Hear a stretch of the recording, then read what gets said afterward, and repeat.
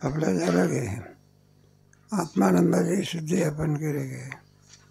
विषयात आनंद नसून आत्माचा आनंद आहे. त्याची सिद्धी कशी केली?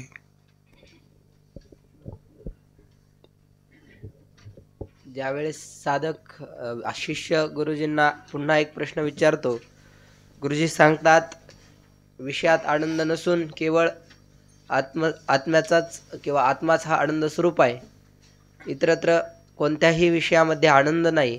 त्यावेळेस तो पुन्हा म्हणतो की स्त्री, पुत्र आदी धन इत्यादी व्यावहारिक या लौकिक संपत्तीमध्ये आनंद प्राप्त होतो. तो कसा होतो?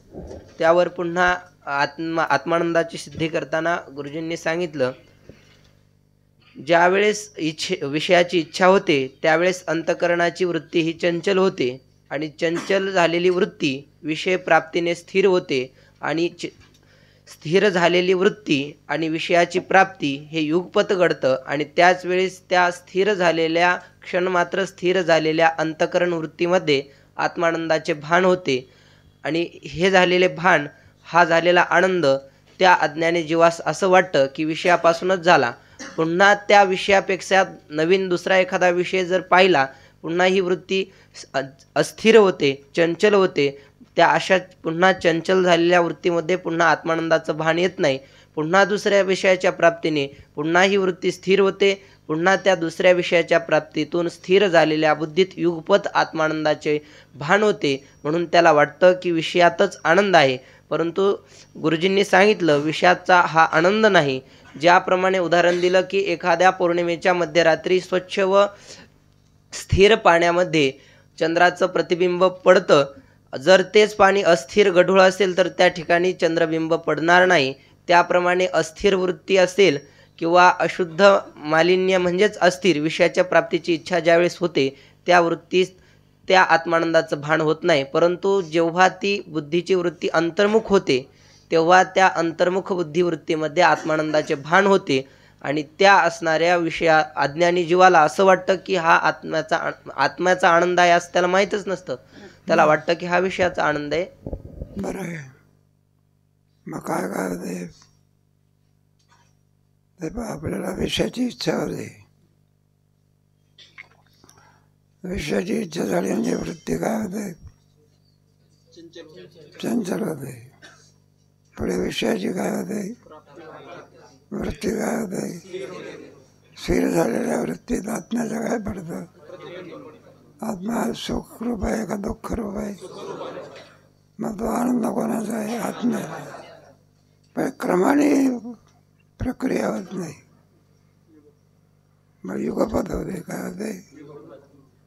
आणि आपल्याला असा भ्रम होते हा आनंद आत्म्याचा नसून कोणाचा आहे. कुत्र्याची गोष्ट सांगितली ना. वास्तविक ते रक्त जे निघत होतं ते हाडातून निघत होतं का त्याच्या दाढीतून? पण त्याला भ्रम झाला कुठून निघते आहे काय? त्याप्रमाणे आत्माच किम स्वरूप आहे. मग आपल्याला भ्रम झाला आहे विषयामध्ये काय. एक प्रक्रिया. दुसरी हे बा, दुसरा विषय आला म्हणजे पहिल्या विषयापासून आनंद होत नाही. का बाबा?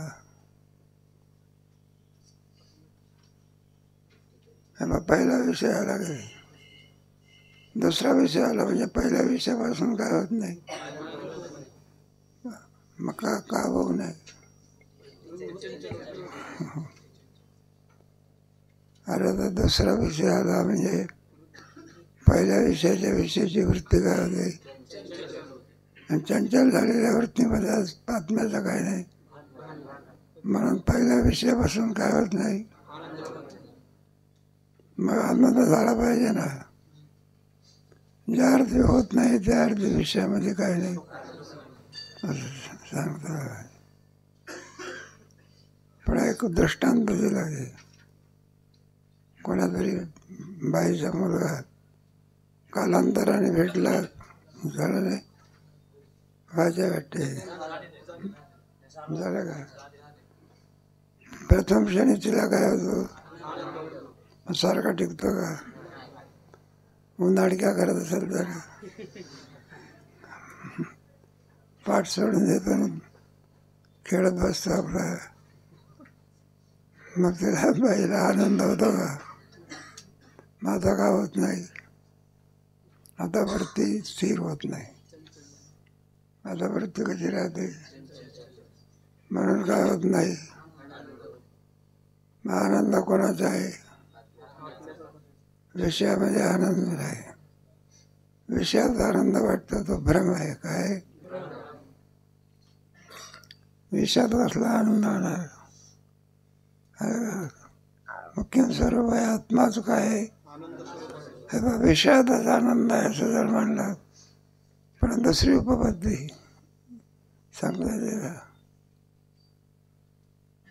अरे विषयातच आनंद आहे असं जर म्हणलं नाही सांगता. सुषुप्तीमध्ये विषय नाही, पण काय तो आनंद कोणाचा?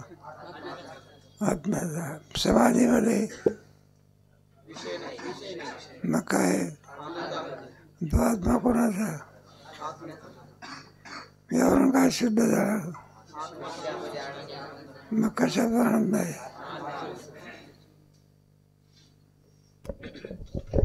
शिष्य: महाराज, विषयांपासून प्रत्यक्ष आनंद होत असताही विषयात आनंद नाही, आनंदरूप आत्माच आहे, हे मला आपले कृपेने चांगले समजले. म्हणजे आत्मा परमानंद ब्रह्मरूप आहे हे निश्चित झाले. चांगले समजले म्हणजे विचारायला गेलं तर गप्प बस.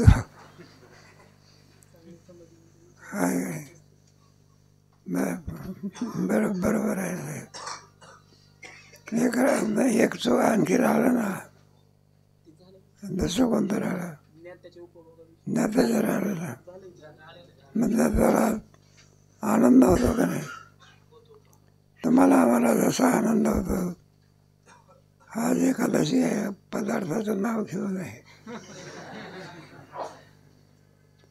मग कोणाची निर्जला एकादशी असते, पदार्थामुळे तोंडात पाणी सुटतं. ते मग आमच्या सीताराम माझी निर्जला एकादशी आहे. आम्ही भरपूर अजीर्ण होईपर्यंत फराळ करत असतो. किती रोज थोडा करतो, पण आज काय करतो? जाऊ द्या. म्हणजे कसं आहे, आपल्याला जसं आणखी विषयापासून आनंद होतो, त्याप्रमाणे प्राप्त पुरुषाला सुद्धा विषयापासून काय होतं? मग दोघात फरक काय? दोघात फरक काय? बरोबर आहे. आपल्याला वाटते तो आनंद कोणाचा आहे? ज्ञात्या पुरुषाला. दोघांमध्ये काय आहे? काय समजलं? येडीला असं वाटते आपले यजमान म्हणजे दादाच आहे. शहाणी बाई असेल ती, म्हणजे दादाला दादा म्हणते, यजमानाला आहे का? पण आपण वेडे लोक म्हणतो विषय गोडी बोलले, आता याची करेल कोणी पुढे. पण माझ्या जन्म मरण दुःख स्वरूप असणाऱ्या संसाराची निवृत्ती व्हावी म्हणून मी प्रार्थना केली होती. त्याचे समाधान तुझ्या ब्रह्मरूप आत्मेचे ठिकाणी दुःखरूप संसार मुळीच नाही असे समज म्हणून सांगितले. त्यावर माझा विश्वास असला पाहिजे, पण काय करू? दुर्दैवाने मला ते कसेसेच वाटते. पहिला प्रश्न सुटला कोणता? आत्माच आनंद रूप आहे, पहिला प्रश्न सुटला. दुसरा प्रश्न कोणता? मोक्षातले दोन प्रकार आहे ना, सकल दुःखाची, परमानंदाची. आता दुसरा प्रश्न कोणता आहे? सकल दुःखाची. हा प्रश्न केला ना, म्हणलं ते दुःख कसं निवृत्त होईल? तुम्ही काय उत्तर दिलं? आत्मस्वरूपाच्या ठिकाणी दुःख काय तरी, आणि आम्हाला तर काय होते, आम्हाला काय वाटते? नाही सांगते. अरे भासते ना आपल्याला. उत्तरात काय सांगितलंय? आत्मस्वरूपाच्या ठिकाणी काय नाही, आणि आपल्याला काय आहे? तुमचं सांगणं काय नाही पटेल का कोणाला? गुरुजी म्हणतात नाही ना, आपला अनुभव काय आहे? मग दुःख नाही समजावून सांगा. काय करा? असा प्रश्न आहे का? त्या प्रश्नाच्या उत्तराला तर भरपूर वेळ चाललेला आहे. प्रत्यक्ष संसाराची प्रतीती आहे, ती जरी माझी ठिकाणी क्षणभर आपल्या आज्ञेप्रमाणे मांडली नाही तरी संसार प्रत्यक्ष दिसतोच आहे. त्याची काहीतरी वाट लागली पाहिजे. तुम्ही जरी नाही म्हणता तरी पण आम्हाला त्याचा काय अनुभव आहे. आम्हाला अनुभव आहे त्याची काय तरी काय लावली. तुम्ही म्हणता दुःख नाही, आम्हाला काय येतो? मग त्याची काय केली पाहिजे? शहानिशा केली पाहिजे का? मग आम्हाला येतो कसा माझा पडेल? तर मग तो कोणाचे ठिकाणी आहे ते कृपा करून सांगा. माझा जर संसार जर आत्मस्वरूपाच्या ठिकाणी दुःख नाही, आम्हाला जर भासले, मग कोणाच्या ठिकाणी आहे सांगा? नाही का लक्षामध्ये? आत्म्याच्या ठिकाणी नाही तर मग कोणाच्या ठिकाणी सांगा? त्याचं उत्तर पडेल. ज्याचे ठिकाणी संसार आहे असे आपण सांगाल, त्याचे ठिकाणी तो मानून मी आपले ठिकाणी मानणार नाही. हे पहा, तुम्ही सांगाल त्याच्या ठिकाणी आम्ही काय करू? आमच्या ठिकाणी आम्ही काय करणार नाही. कोणाच्या ठिकाणी आहे गुरुजी सांगतात. परिच्छेद क्रमांक 6, अजातवाद. आत्मेचे ठिकाणी संसाराचा अभाव. आता या प्रश्नाच्या उत्तराला आहे का? आता या प्रश्नाच्या उत्तरामध्ये खोलून उत्तर देतात. थोडा अधिक महत्वाचा विषय आहे. तर वेदांतशास्त्रामध्ये आणि अजातवाद सांगितलेला आहे. एक अजातवाद, दुसरा विवर्तवाद, तिसरा परिणामवाद, शून्यवाद असे वाद आहे. आणि जगताच्या जग विचाराकरता हे वाद आहे. वेदांताचा वाद आहे अजातवाद. कोणता? अजातवाद म्हणजे आत्मस्वरूपाच्या ठिकाणी दुःख कालत्रयी. त्याला कोणता वाद म्हणायचा आहे का नाही? अजातवाद म्हणजे मुळेच किती प्रयत्न केला तरी नाही. ग्रामीण दृष्टांत. बरं का, एखाद्या बाईला मुलगा आणि मुलगी झाली, काय झाली? काय करा? पुढे मुलगा थोडा मोठा झाला, मग त्याला काय पडतात? मिशा. काय करा? आणि मुलीला, अरे मुलीला आता नाही तर पुढे फुटेल.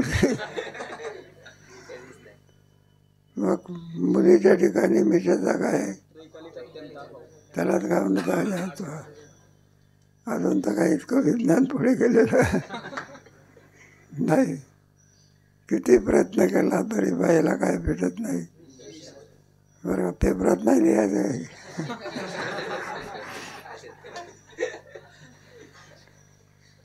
मुलीच्या ठिकाणी मिशाचा काय? काय करेल? आणि मुलाच्या ठिकाणी आज नाही पण काय? मग संसाराचा आत्मस्वरूपाच्या ठिकाणी कोणता वाद आहे? तिथे दुःख काला तरी नाही. बरं, वंद्यापुत्राप्रमाणे. कोणत्या पुत्राप्रमाणे? वंद्यापुत्राचा दृष्टांत देऊन सांगतात. अजातवादाचे दृष्टांत आहे ना, त्याच्यामध्ये वंद्यापुत्र येते. मग वंद्यापुत्र आहे, दिसतो का कधी? दिसला तर वंद्या कसा आहे का नाही? अरे दिसला तर त्याची आई वंद्या कशी, आणि बाई वंद्या असेल तर मग काय काळा बाजार झाला का?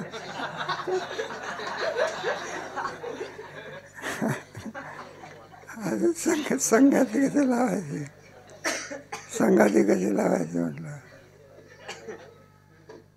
म्हणजे नाही पहा, वंद्यापुत्र जसा दिसत नाही कधी प्रत्येकाला येत.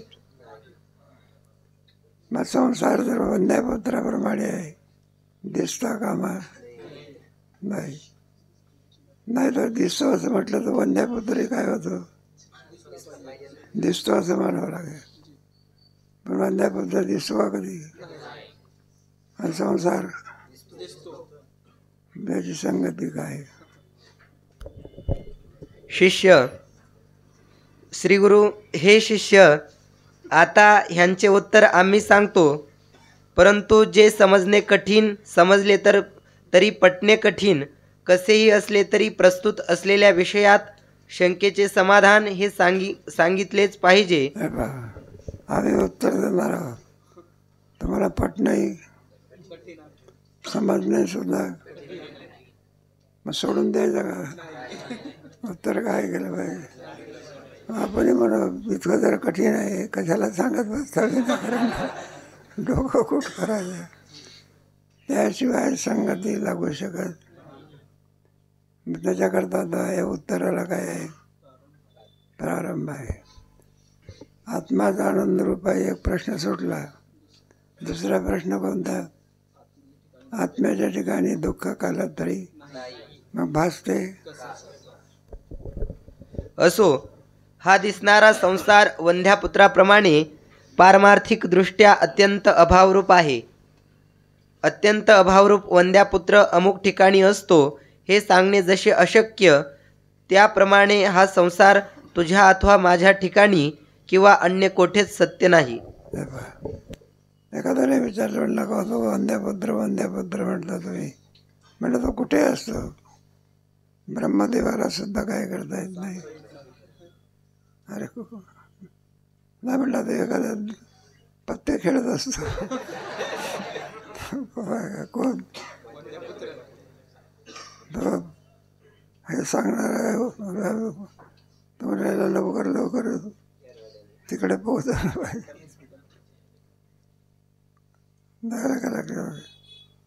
त्याला अजाबसाद म्हणतात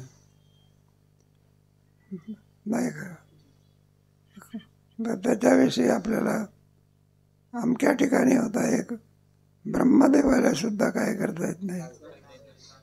कारण बाप अमक्या ठिकाणी होता असं जर म्हटलं तर तो वंदेचा पुत्र नाही, काय नाही. त्याची आई काय झाली पाहिजे, असलीच पाहिजे. तेच उत्तर आहे बघा पुढे. असा संसार अमुक ठिकाणी आहे म्हणून काय सांगू? संसार म्हणून काही सत्यपदार्थ असता तर त्याचे ठिकाणी सांगता आले असते, पण तो मुळी नाहीच, तर त्याचे ठिकाण काय सांगावे? हे बघा, तो आस्वाद आम्ही काय सांगितलं असतं, ठिकाण काय केलं असतं, सांगितलं असतं. आस्वादा सांगितलं असतं, नाहीच तर सांगायचं नाही काय. ते उदाहरण ऐकलेलं आहे की पोरं खेळतात एकाच्या मोठ्या अंगणामध्ये पोरं खेळत होते बघा, काय 5-6 पोरं. पुढे ते आपापल्या घरी गेले. ते ज्या बाईच्या अंगणात खेळत होते तिथे काही भांडी होती, त्याच्यातले एक भांडं काय होईना, तिला वाटलं कोणीतरी पोराने चोरून नेलं असलं. ती गेली आपले का गंगूबाईच्या घरी. म्हणलं, बाई तुमच्या मुलानं आमच्या घरामधलं एक भांडं काय आणलं, चोरून दिसत नाही. म्हणलं, चोरून आणलं तुमच्या मुलाने. मग त्या बाईनं उत्तर दिलं, काय उत्तर दिलं?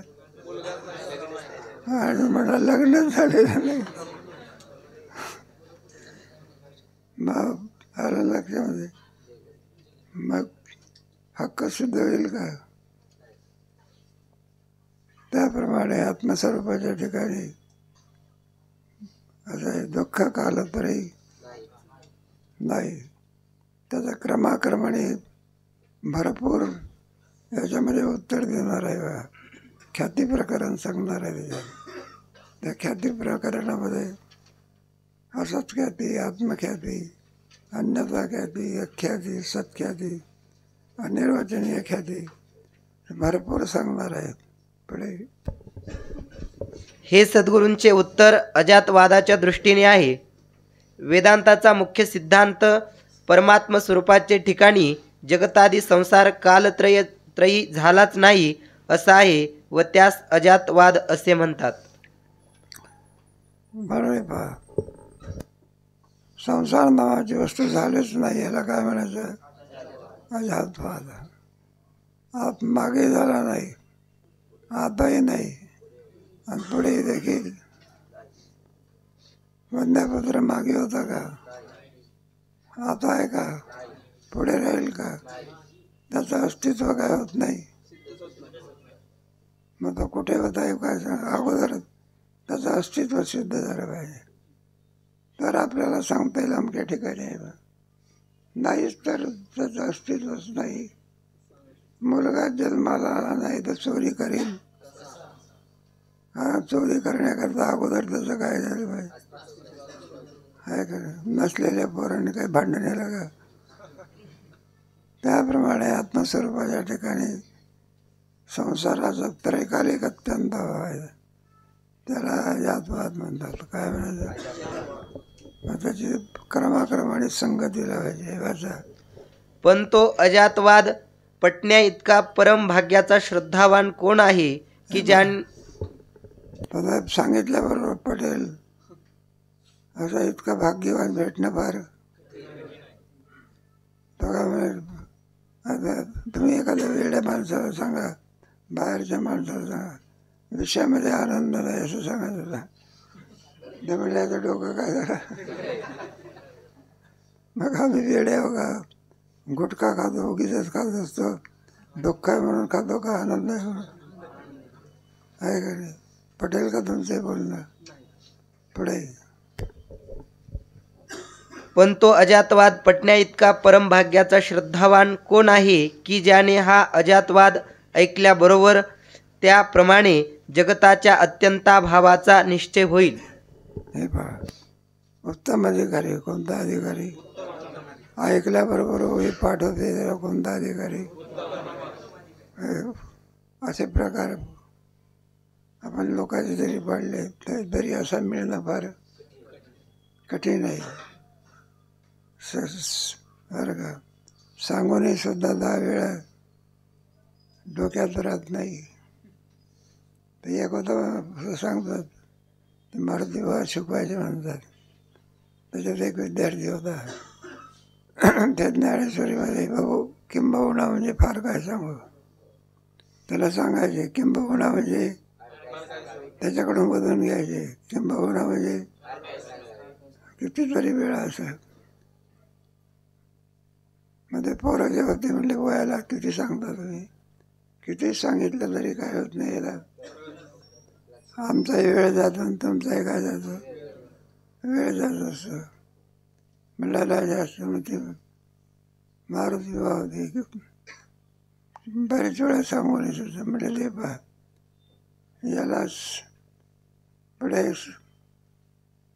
बरं समजावून सांगण्याची आवश्यकता राहणार. मग 1-2 वेळा सांगून काम मागत असते अशा माणसाला किती वेळा सांगावं लागते?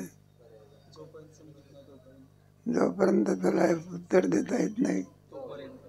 इतक्या वेळा सांगून सुद्धा पुन्हा त्याला विचारलं म्हणजे बाळ नाही का किंबहुना म्हणजे काय? काही नाही.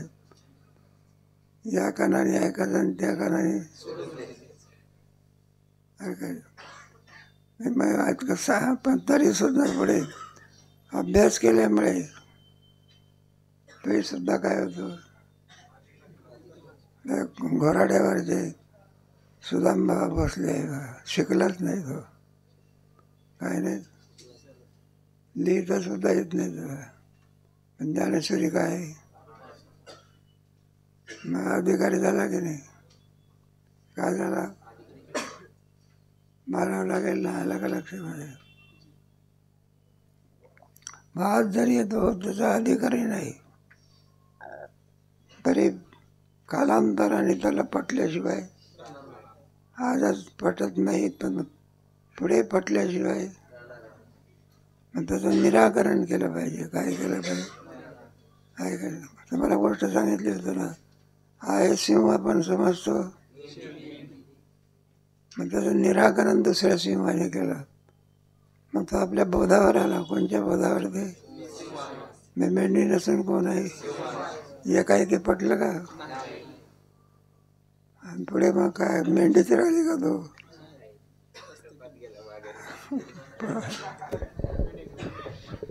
धडधडीत प्रत्यक्ष जगतादी संसार दिसत असता संसार नाही किंवा झालाच नाही हे सहसा कोणासही पटणार नाही. हे बघ, किती जरी सांगितलं तुम्ही, मोठ्या मोठ्यानं सुद्धा काय नाही. चराभग दर्शनकार आहे ना, तो विषयातच सुख मारून बसलाय. कशामध्ये? बरेचसे दर्शनकार लोक विषयामध्ये काय मारून बसतात. आता त्यांना जिथे पटत नाही तर एकाएकी आपल्याला पटेल काय? पण कालांतराने विषयामध्ये सुख नसून आत्माच घेऊन स्वरूप आहे. जर विषयातच सुख आहे, आत्मा आनंद रूप नाही, असं जर वास्तव असतं, काय असतं तर तत्ववेत्या पुरुषाला सुद्धा विषयापासून आनंद झाला. अरे विषयामध्ये काय नाही, मुळ आहे का नाही? कोणा मिरचीमध्ये कुठं कुठे राहते का? मग लाख माणसाने जरी काही सांगितलं, प्रत्येकाचा अनुभव काय येईल? मग मिरचीत काय नाही, एकाचा अनुभव का सगळ्या जगाचा? मग विषयात आत्मा आनंद रूप नाही. अलग लक्षात. मग कोणालाच आनंद झाला पाहिजे. ज्या अर्थी विषय नसताना आनंद होतो, त्या अर्थी आत्म्यात आनंद असला पाहिजे. असं काय काय आपण विचार करीत नाही. शास्त्रज्ञ लोक काय करतात? विचार करत असतात. विषय तर नाही ना आनंद तर, मग आनंद आहे तरी शेवटी कोणाचा? परिशेष नाही म्हणतात त्याला. पुढे प्रत्येकास असेच वाटेल की संसार वंध्यापुत्राप्रमाणे झालाच नाही, तर वंध्यापुत्र ज्याप्रमाणे कोणास दिसत नाही त्याप्रमाणे जगतादी संसार कोणास दिसूच नये. तो तर सर्वांस प्रत्यक्ष दिसतो, मग संसार झालाच नाही हे कसे पटावे? जर झालाच नाही असं म्हणता, काय म्हणता तुम्ही? आणि आम्हाला तर काय त्याची पटेल कर आपल्याला,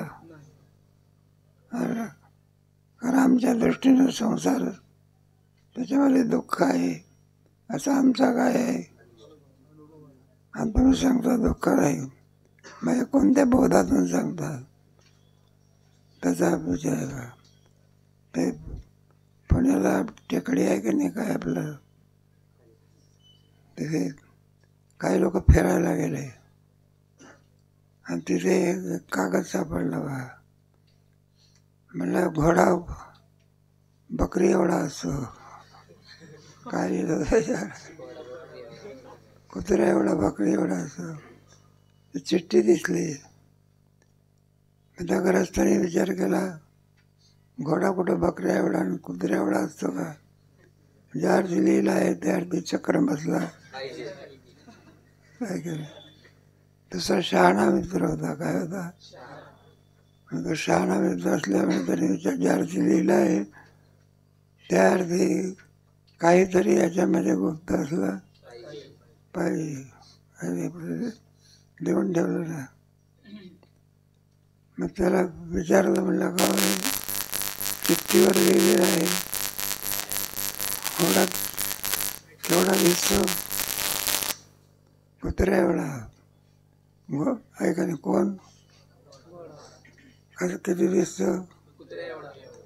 मग त्याने चिठ्ठीवर लिहिलेलं आहे. हा टेकडीवर खाली असताना लिहिला का वर असताना?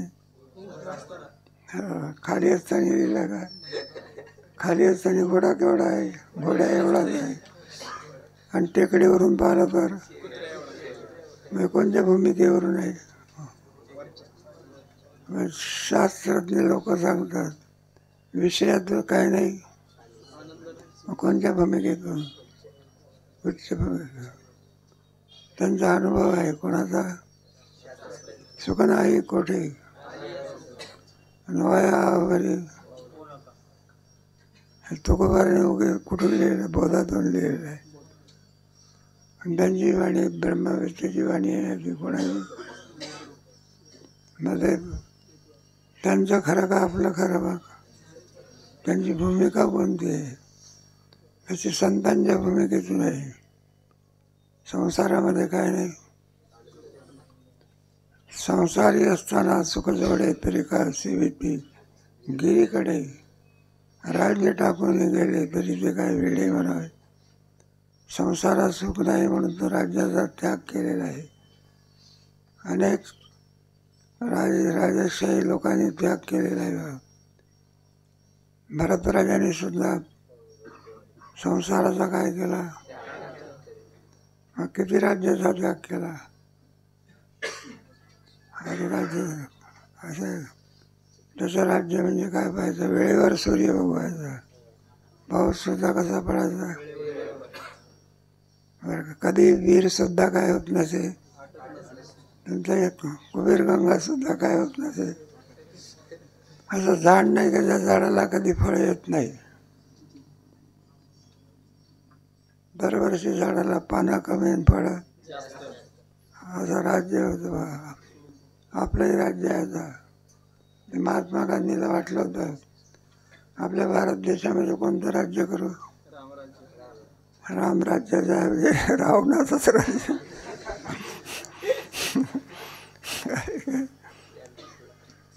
या सगळ्या राज्याचा भारत राजाने काय केला होता? त्याग केला होता. मग कशा करता केला? संसारात सुख नाही म्हणून. कसं आहे म्हणून? ऐक ते राज्य वैभव किंवा ते बदलचं वाटत नाही.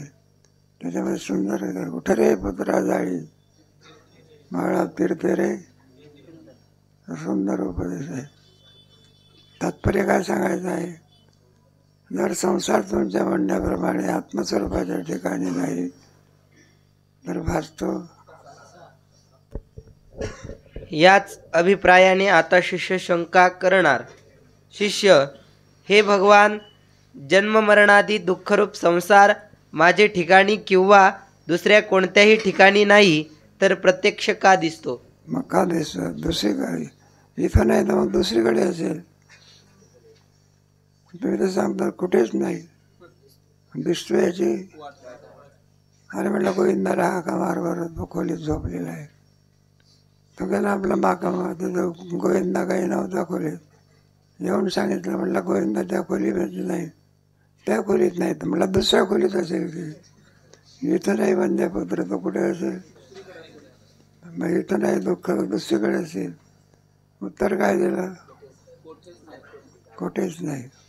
कुठेच नाही तर भासतं. जी वस्तू झालीच नाही ती वंध्यापुत्राप्रमाणे कोणासही दिसत नाही. तसं संसार जर झालाच नसेल तर तोही प्रत्यक्ष प्रतीत होऊ नये. जर संसार नाहीच, किती लाख प्रयत्न केला तरी त्याची प्रतीती होऊ शकत नाही. ब्रह्मदेव सुद्धा त्याचं अस्तित्व जाणू शकत नाही. वंध्यापुत्र नाहीच मुळामध्ये. त्याची सिद्धी ब्रह्मदेव सुद्धा काय होऊ शकत नाही. जी वस्तू ज्या अधिकरणामध्ये नाही त्या अधिकरणामध्ये शोधणं म्हणजे वेळेपण आहे. काय एक दृष्टांत आपला, एक म्हातारा मनुष्य आपला काहीतरी घरामध्ये शिवत होता आपला सुईने. शिवता शिवता सुई काय झाली? पडली. लाईट एकदम सगळी गेली. सडकीवरची लाईट काय होती? मग आपला हरवलेली सुई शोधण्याकरता कुठे गेला? सुई कुठे हरपली? शोधतो कुठे? मध्ये ग्रस्त येत होता. म्हटलं का गोविंदराव? म्हटलं काय शोधता? मला सुई हरवली की. त्याला वाटलं बारीक असते, लवकर सापडत नाही. अर्ध्या तासाने याला पुन्हा विचारलं, गोविंदराव काय शोधता? हा म्हणलं सुई शोधतो. सापडली नाही का? म्हणलं नाही. मग याने मदत केली. कोणी? यालाही कुठे सापडते? त्याने विचारलं, म्हणलं गोविंदराव सुई कुठे हरवली? म्हटलं घरात. शोधतो कुठे? सडकेवर. मग सडकेवर सुई आहे का? ब्रह्मदेव जरी आला तरी होईल का? जी वस्तू जिथे नाही तिथे शोधणं म्हणजे वेडेपणा आहे. काय? त्याप्रमाणे सुख नाही कुठे वरी. मग सुख आहे का तिथे? असं आहे. तात्पर्य कशा करता सांगितलं मला? ज्या वस्तूचा अभाव आहे त्या वस्तूचा भाव कधी होऊ शकत? मग तुमच्या म्हणण्याप्रमाणे संसार त्रैकालिक भाव आहे. मग भासतो याची त्याची संगती काय केली पाहिजे? पुढे क्रमाक्रमाने काय करणार आहे? पुढे तो तर प्रतीत होतो म्हणून तो झालाच नाही हे म्हणणे अनुभवाविरुद्ध आहे. हे मग आमच्या अनुभवाचं काय? आम्हाला भासतो याची वाट काय? आणि तुम्ही सांगता झालाच नाही. काय करायचं? किती लाख जरी सांगितलं तरी आम्हाला काय होणार नाही, पटणार नाही. पुढे असे माझ्या अल्पबुद्धीस वाटते. याचे समाधान सांगा. याचं समाधान काय ते सांगा. बरं का? चांगला ख्याती प्रकरण सांगणार आहे. वाचा पुढे. परिच्छेद क्रमांक 7 विवर्तवाद. आता पहिला वाद कोणता सांगितला? दुसरा कोणता? अजातवादामध्ये काय? कालात त्रैकालिक अत्यंत वेदांताची भाषा आहे का? हे काय की तुम्हाला जड जाईल ऐकायला. पुढे ऐकून ऐकून सोपं होऊन जाते. मग आता त्याची संगती लावायची आहे. मग संगती लावण्याकरता विवर्तवाद. विवर्तवाद कोणाला म्हणायचा? पुढे अभयातवाद कोणाला म्हणायचा? प्रतिभाषे परिणामवाद म्हणजे काय? शून्यवाद म्हणजे काय? जगत विचाराकरता वाद आहे. मग वेदांताचा वाद आहे विवर्तवाद. विवर्तवाद म्हणजे जी वस्तू ज्या ठिकाणी नाही त्या ठिकाणी दिसणे, याला काय म्हणायचं? विवर्तवाद. हे दोरीवर सर्प आहे का? भासतो याची लक्ष मिळेल. मला संगती कशी लावायची? असून भासतो का नसून भासतो? नाही, असून भासला असता तर मग तो बिळातला सर्प असता. कुठला आहे का? तो अंड्यातून निर्माण झालेला असतो. आणि दोरीवरती भासलेला सर्प अंड्यातून निघाला का? दोरीवर आहे का तो? मग कुठून निघाला? तुमच्या कल्पनेत. त्याला कल्पनावाद म्हणतात. नचमस्तानी भूतानी भजपुण्याच्या भूत असतो. म्हणजे कल्पनालोपे भ्रंशे आणि कल्पनेत. मग ज्या वेळेला दोरीवरचा साप निरतो तुमच्या कल्पनेतला आहे का? कल्पना झाली म्हणून ब्रह्मस्वरूपाच्या ठिकाणी जगताचा काय होतो? अध्यास होतो. आणि तेच कल्पना केली की अध्यात पुन्हा ब्रह्म जसंच्या. त्याला विवर्तवाद म्हणायचं. काय म्हणायचं? हे सगळे उदाहरण आहे ना. रज्जू, सर्प, शुक्ती, हे सगळे कसे स्थान पुरुष, हे सगळे विवर्तवादाचे दृष्टांत आहे. वंद्यापुत्र वगैरे हे बागुलबा हे कोणते? अजातवादाचे. आणि जलतरंग बरं का तुमचे हे जे आहे ना परिणामवादाचे उदाहरण. 4 दृष्टांत भरपूर आहे. पण 4 दृष्टांताची संख्या सांगितली. उद्या सांगू तुम्हाला. पुढे श्री गुरु बाबा रे, हा अजातवाद कोणास पटत नाही. व एकाएकी कोणास पटणे शक्यही नाही. त्याप्रमाणे तुलाही पटत नाही, म्हणून आता तो अजातवाद पटण्याकरिता अगोदर विवर्तवाद म्हणजे अध्यासवाद सांगतो. मला समजण्याकरता कोणता वाद सांगायचा? नसून भासते, सुंदर आहे, भरपूर त्याचा विचार केला आहे, आधी देतो पोटभरी, बरं का. त्याच्यात राम नाही, कृष्ण नाही, काही नाही. मग काय आहे त्याच्यामध्ये? ज्याची भीती वाटते. आता सर्पच काय आहे? सर्पाकरता सर्प सांगितल्याचे काय घेणं देणं आहे का आपल्याला? म्हणून अति दुःखाचा प्राणी कोणता आहे? लहान आहे, एवढ्यावर जाऊ नका तुम्ही. नाही एक पोरगा होता, नाही ते बरोबर तिकडे एका चांगलं त्याचं कीर्तन होतं. दुसऱ्या दिवशी, पहिल्या दिवशी तो कीर्तनात एकाच्या एका टाळ घेऊन उभा होता. दुसऱ्या दिवशी त्याचं काय होतं, आणि त्याला रात्री सगळं दिवा विजवल्यानंतर मुंगीसारखा हे झाला. किती त्याला वाटलं काहीतरी चावलेलं आहे, मग असा दिवा पेटवला. पाहते तर काय नाही, वीजभरच होता की किती वीजभर. त्याला वाटलं काय करतो आपल्याला, मारून टाकला साप. परत वेळ आणि त्याला झेंडू आला काय, आणि मग कुठे एवढ्या रात्री कुठे डॉक्टर लोक आहे का? मग त्याला लिंबाचा फला खाण्याकरता दिला तर कसा लागायचा? आता सर्पाच्या विषाची बाधा झाली. पुष्कळ ठिकाणी गेला, रात्री कोणी डॉक्टर उठत असते का? मग ते डॉक्टर सांगितलं लवकर लवकर कुठं घेऊन जा, ससूनमध्ये घेऊन जा. नेता नेता मॅक्झिमपर्यंत बेशुद्ध झाला. आणि तिथून मग नेल्यानंतर ते प्रेतच आणावं लागलं इथे. साप केवढा होता? मोठा साप चावला म्हणजेच माणूस मरतो, आणि लहान साप चावला म्हणजे काय गुदगुल्या होत असते.